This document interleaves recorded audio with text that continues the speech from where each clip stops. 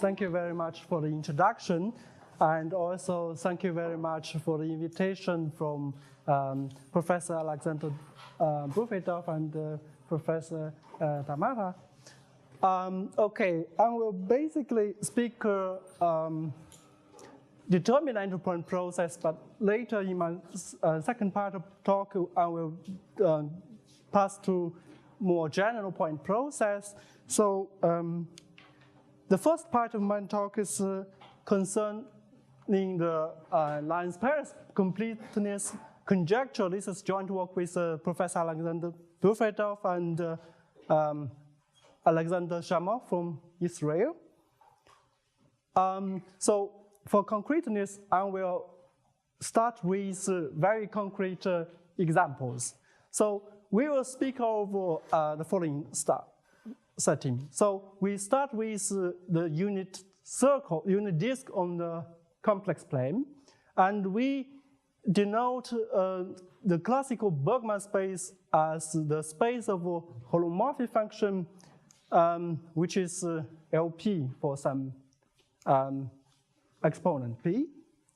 And we say a subset of a unit disk is a uniqueness set for this Bergman space if any function from this Bergman space is uniquely determined by its restriction on this subset.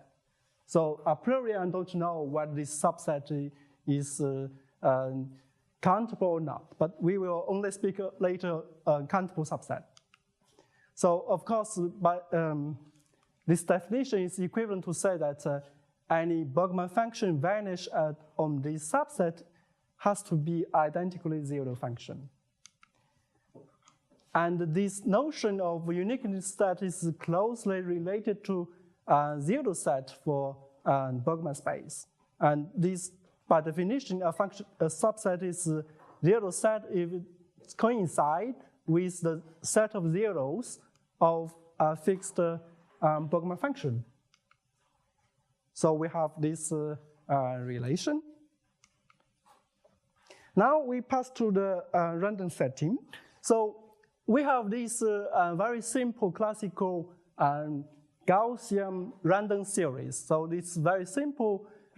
We only make the coefficient to be IID complex Gaussian random variables.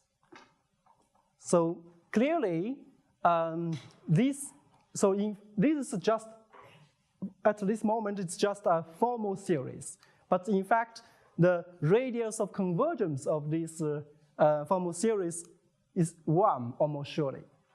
So this formal series actually defines almost surely a holomorphic function on the open unit disk. So we have now a random holomorphic function on the unit disk, so we can speak of the zero set of this holomorphic function. And this conjecture I will speak of is, so here it's just a particular case of this line space complete conjecture saying that this set, this random set with probability 1, it is uniqueness set for the standard Hilbert Bergman space. So probably do not get confused that here, of course, by definition, this set is zeros of some holomorphic function. And this conjecture says that its uniqueness for some space of holomorphic function, meaning that this set cannot be zero set for functions in this space. In fact, there's no contradiction because almost surely this random holomorphic function is not in L2. So it's just in L2 minus epsilon for any epsilon. Yes? So is there any problems with the boundary? So it's really converging on the boundary of the unit disk as well? Yes, so almost surely it's really convergence is equals to 1. Yes, everywhere, yes. So our first result say that, yes, this conjecture is true. But how we prove this conjecture? So in fact, we solve this conjecture as a particular case of the following more general conjecture. So it in fact involves determinantal point process.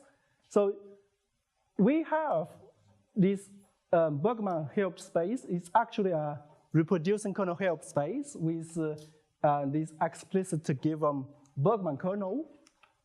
And it's known by remarkable work of Perez Villard that this random subset has a very beautiful structure as determinantal point process whose kernel is exactly this Bergman kernel.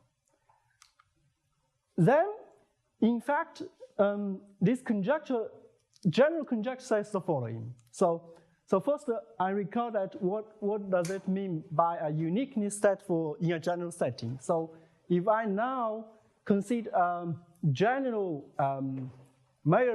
measure set with a random measure, and I consider reproducing kernel Hilbert space sitting in this L2 space, and a subset in this phase space is called a uniqueness set for this reproducing kernel Hilbert space. If any function vanish on this set has to be identically 0.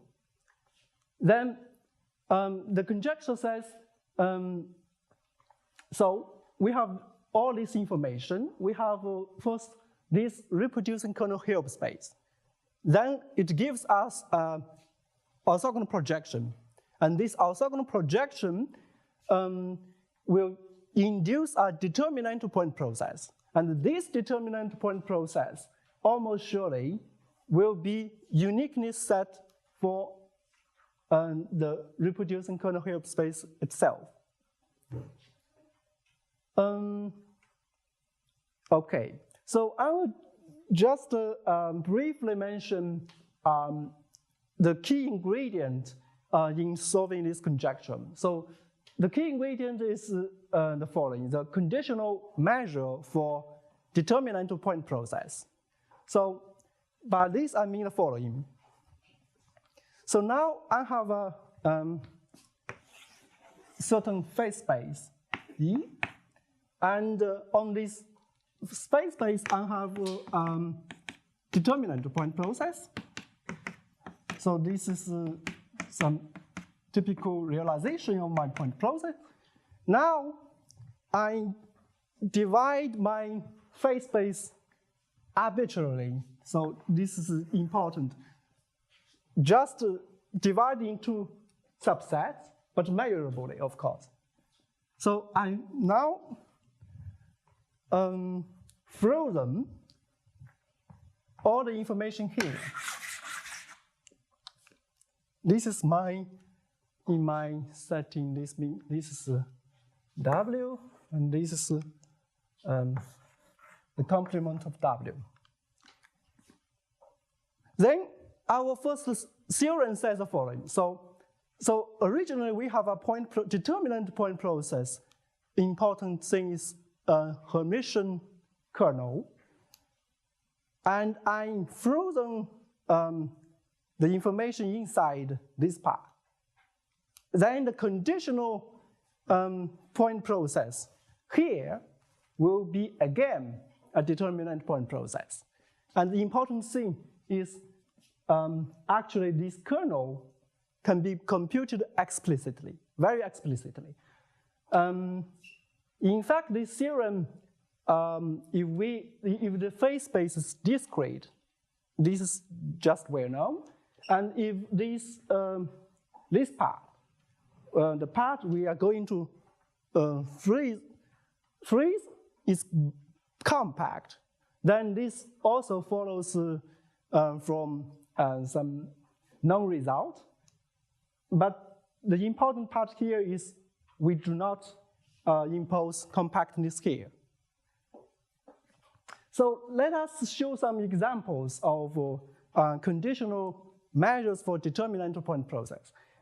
In fact, this result is independent of the previous result. So this result actually was proved before the general description of conditional measures of determinantal point process, but this is only for a very specific situation. So we consider the orthogonal projection to the space of Fox holomorphic function with respect L2 with respect to this Gaussian measure.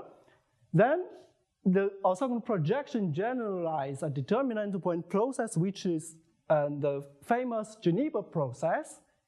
And we actually can show that if now I impose this assumption, if this is bounded, or actually compact bounded, in my previous result, there's no boundedness anyway.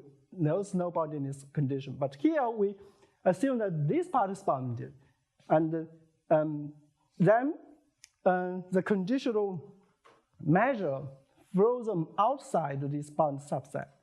It will be an orthogonal polynomial ensemble.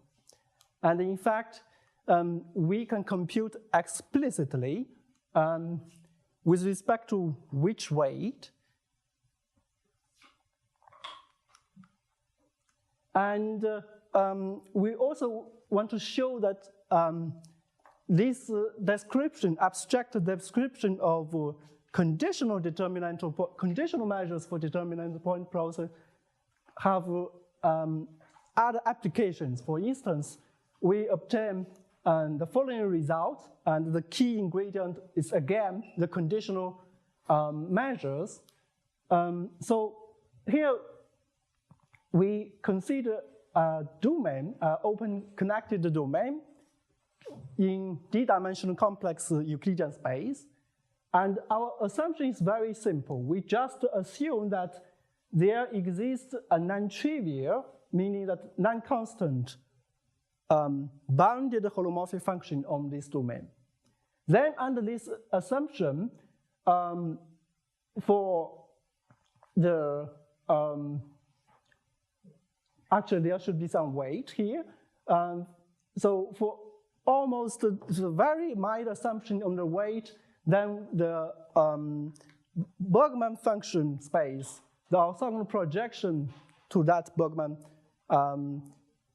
L2 space induce a determinantal point process, and that determinantal point process have the following nice property. So if we here take, again in this situation, so take here a bounded subset, then we throw them the outside information, then this conditional measure will be equivalent to the Poisson point process. Actually, this is not U, this should be W. And in particular, this implies, for instance, that all parameters of any degree of such determinantal point process are equivalent as measure. Okay, now let me pass to the second part. So in fact, this part is, has a motivation. The first part contains the motivation of this part. So we have this, remember we have this particular example of line space conjecture saying that the zero set, this determinantal point process, is a uniqueness set of the Bergman space. So this means that generically, with probability 1, a realization of our determinantal point process determines uniquely any function, any Bergman function. So it's natural to ask, so since we know it's uniquely determined, so why it is possible to find a simultaneous and explicit formula to reconstruct all functions from this space from the data of their restriction on my for a fixed or generic realization of my determinant point process. So, so here the most important word here is simultaneously. So we want to find an algorithm explicit but works simultaneously for all functions. And pay attention here. So here we want to reconstruct uncountably many functions. And from probability sense, this is usually dangerous. And so after we ask ourselves this question, it's also very natural to ask more general question. So why should we just focus on this random subset? We can consider more general point process of the unit disk. And why should we only consider this Bergman space? We probably can consider more general Banach space of holomorphic or even harmonic functions on the unit disk. Well, so although I said that the most important word in that work is simultaneous, but for doing simultaneous, we have to start with simple case. So we first fix a function, and we fix a point, and we try to see in this simple situation whether we can reconstruct the value of this function at this point from a generic, from the restriction of this function to a generic realization of our point process. So this can be done by the following explicit algorithm. So we first recall that this is the hyperbolic metric on the unit disk. And we have this hyperbolic area of the unit disk. So we first write a weight. This is a radial weight. Then we do a family of weight in such a way that this is equivariant with respect to the Mobius transformation, meaning that we have S, this is a parameter. So if I have a Mobius transformation here, let me try to see. Oh, fine, X. This should be Ws X in this way. Then we show the following.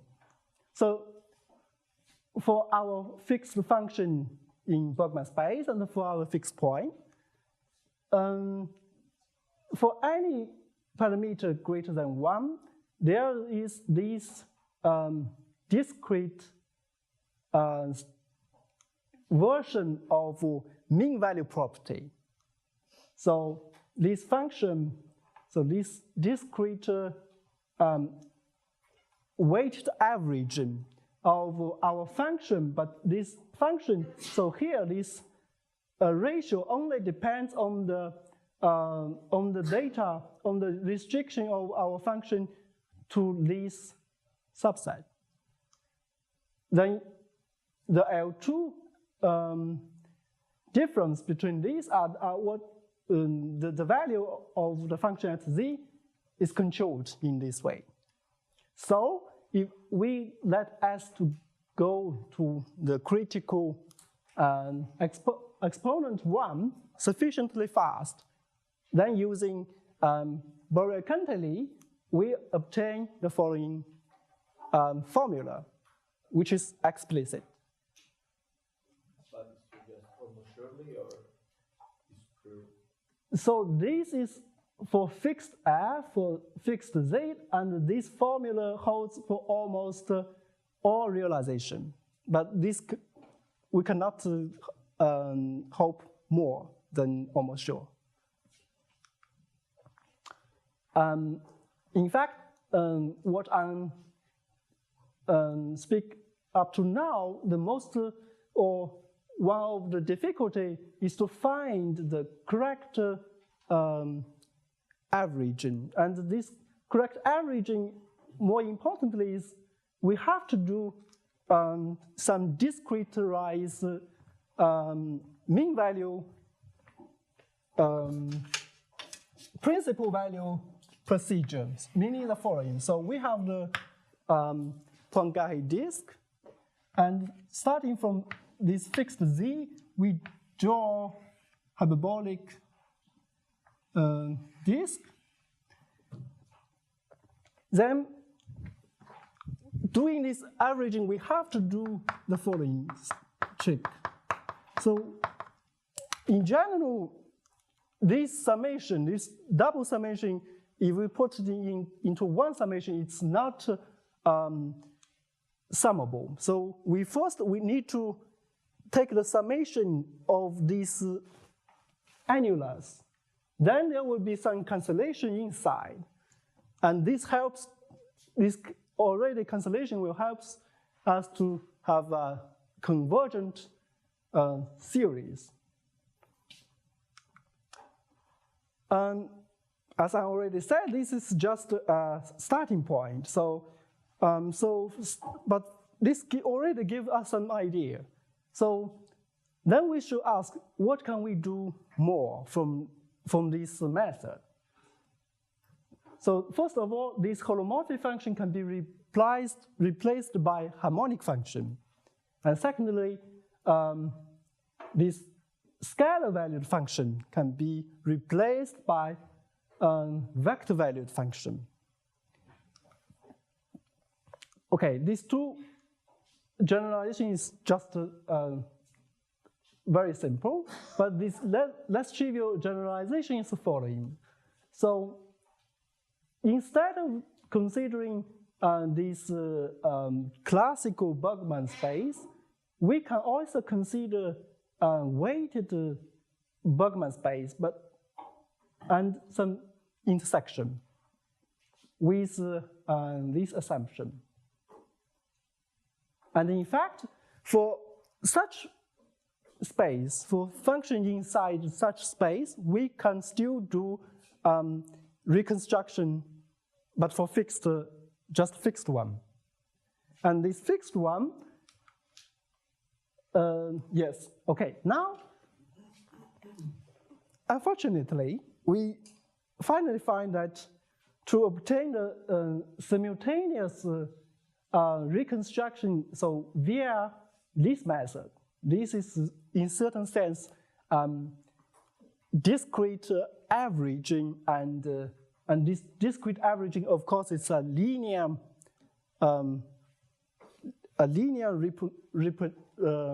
reconstruction, and this linear reconstruction using our method. So a natural way to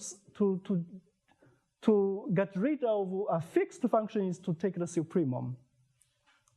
But then we find that even for more general weight, there is a universal lower bound of this L2 difference.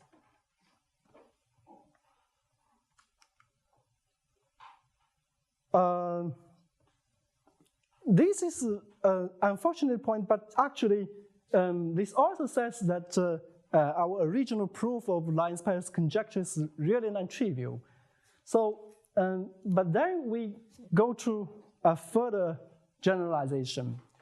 Probably the reason that we cannot reconstruct simultaneously function from this A2 space is because, so let us think about the L2 assumption as certain regularity assumption on the function. So probably this means that our regularity is not strong enough. If we increase the regularity, probably we can do. For instance, our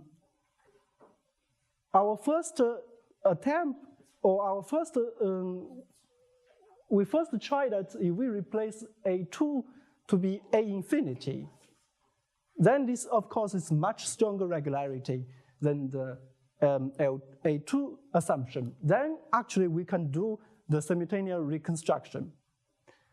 Then let us see what we can do, actually.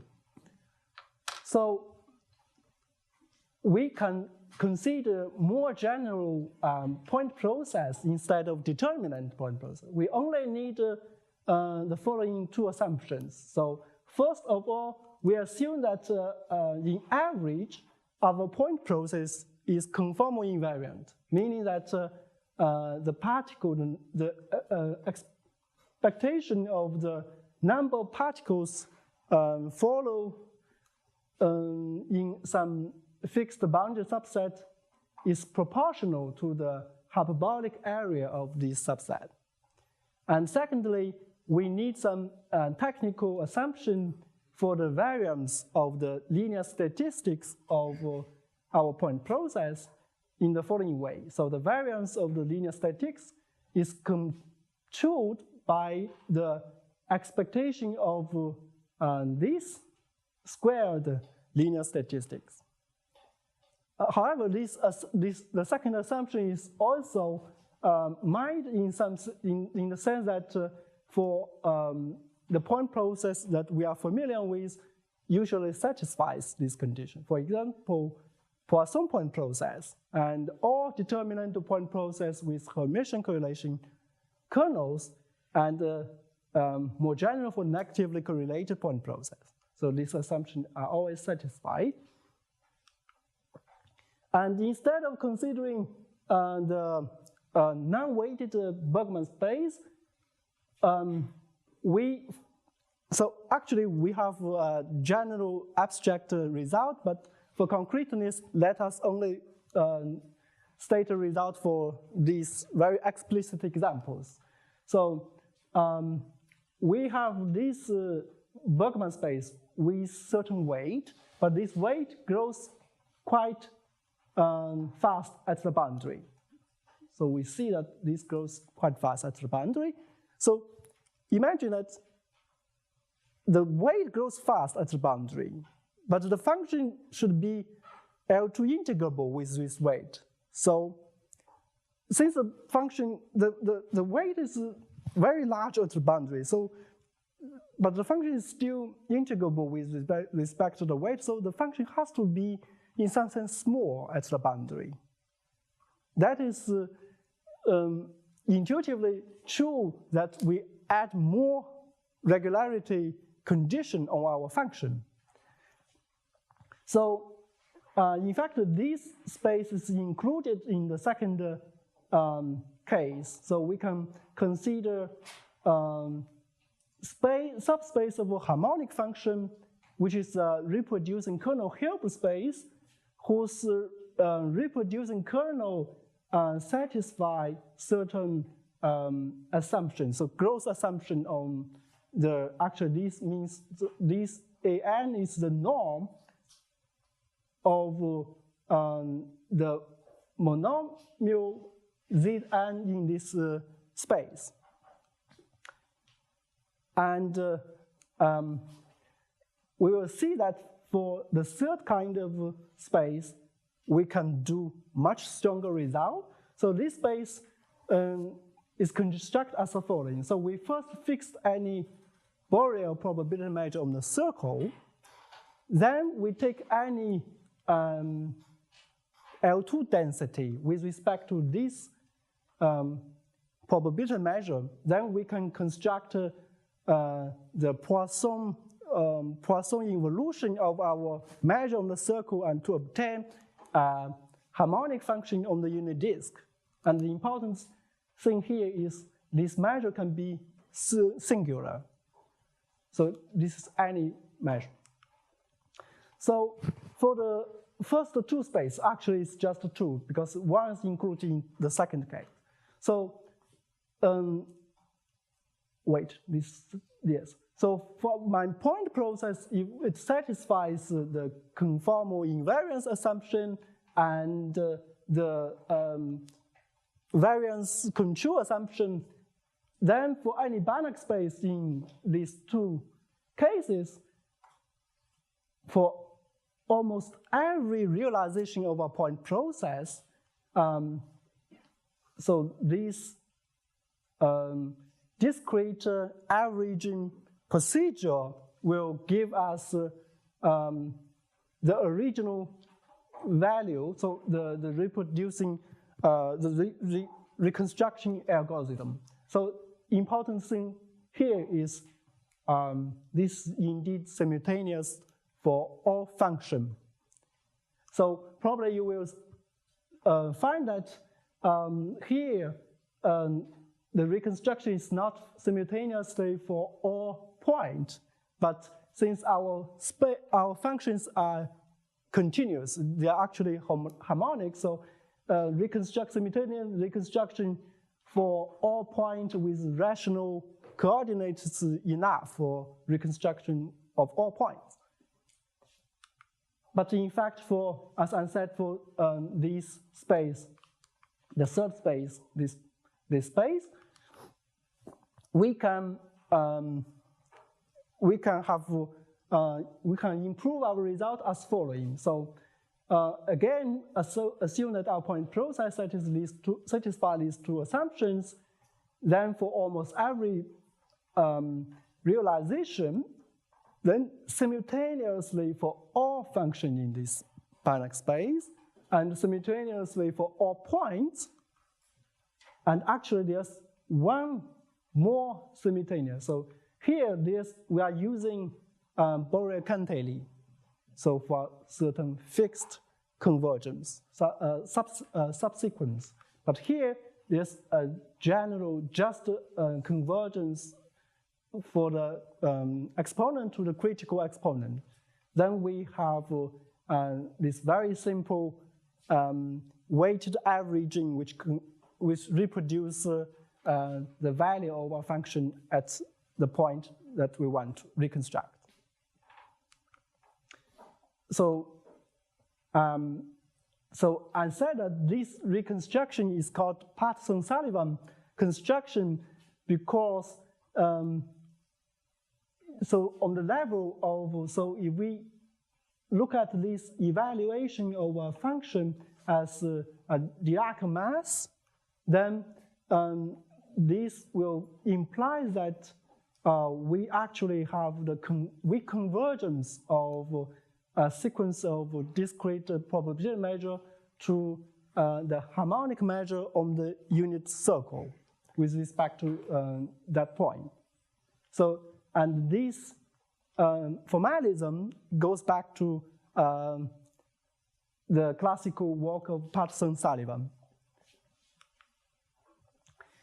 And in fact, from the beginning, I said that what we want to reconstruct is really this A2 space, the classical Bergman without weight. And since we already have this impossibility result, this one, so we cannot hope that we can reconstruct all functions using linear procedure, using this discrete averaging procedure. So probably we can, if we modify a little bit the point process, however, we do have a slightly more complicated algorithm to reproduce all, so reproduce the point at some function, and for simultaneously for all functions. But here, the important thing here is this beta. When beta equals to 1, it goes back to our original determinant point process. So we have to have a gap, beta equals to 1 to pass to beta equals to 2.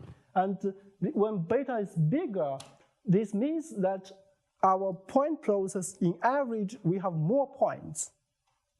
Since we have more points, so intuitively, it's simpler to reconstruct values of a harmonic function or holomorphic function at some point. And it seems natural to ask the following problems. So it seems that our proof that there exists, so this even, I think it's new, that there could exist such subset reproducing simultaneous or function in such space, such Banach space. This is even new. So, but we cannot, in fact, we cannot construct just one explicit example. So we just show by probability method that with certain nice probability, we have probability 1, we find always this kind of subset. But to find an explicit one, we cannot do this. And probably it will be more challenging problem is to find sufficient or geometric criterion for subsets of the unit disk satisfying our reconstruction properties. And in fact, all this work in unit disk can be generalized to the classical hyperbolic space, like unit ball, unique Euclidean ball, and complex Euclidean ball, quaternion hyperbolic space. And in fact, this result recently we also find it has some version in harmonic functions on any infinite connected graph. But in this discrete setting, the proof is much simpler because in discrete setting there are some inequality which only holds for discrete setting. It goes back due to the fact that we have in LP case we have L infinity is inside L1, but in discrete case we have inverse inclusion. This kind of fact. Thank you.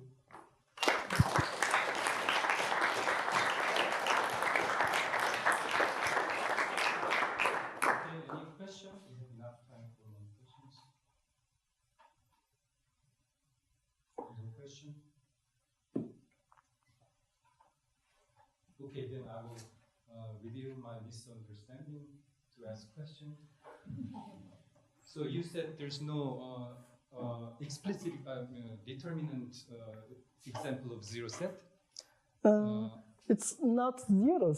Zero set, yes, of course. I say that explicit subset which... so those subset is...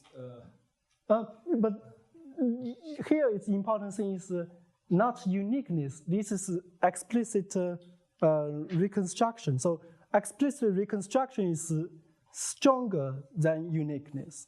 So for example, here we know already that all these spaces uniqueness set, but we cannot do reconstruction. So the reconstruction is stronger than uniqueness. Okay. So those zero sets are countable sets? Countable, yes, of course. Escapes to the boundary. Yes. Mm-hmm. You cannot find a deterministic such set satisfying this satisfy this discrete version of this kind of thing. Okay.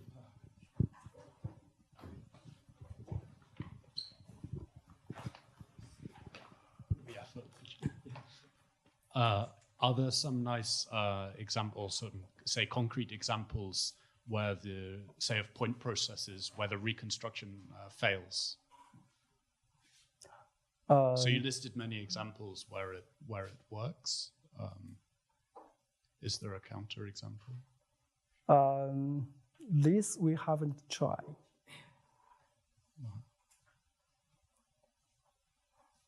My other question was about the first condition. So you have a second condition on the variance of the linear statistic,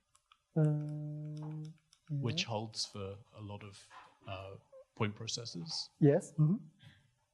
Could you comment more on the first assumption? I didn't really understand so well. The first assumption actually, so why we need this conformal invariance? This is because we are using mean value property. So, but in the following way. So this is harmonic, and this is our weight.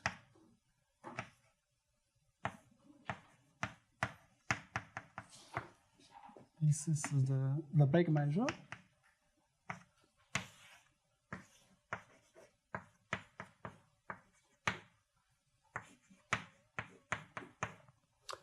So if we take, for instance, here, we take the expectation of the numerator and take the expectation of the denominator, we will come to this case.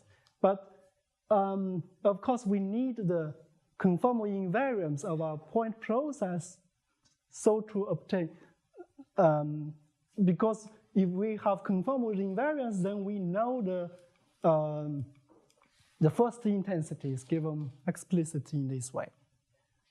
So we can, in fact, this is not correct. This is dx. That is why we impose the conformal invariance assumption.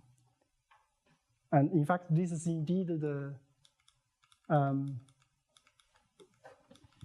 this assumption says nothing, but the first intensity of our point process is proportional to the hyperbolic area. Okay, there was one more.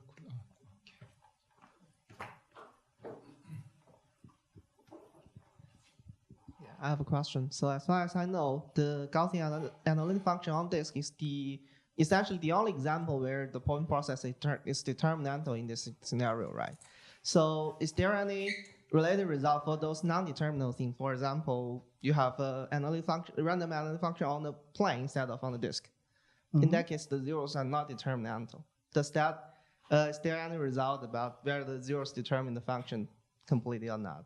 I'm not sure. So for the uniqueness case, there do have many work on uniqueness for random subset on the unit disk. And for the reconstruction, since here we do not impose determinantal structure, so the reconstruction using our method, it can be done without using determinantal structure.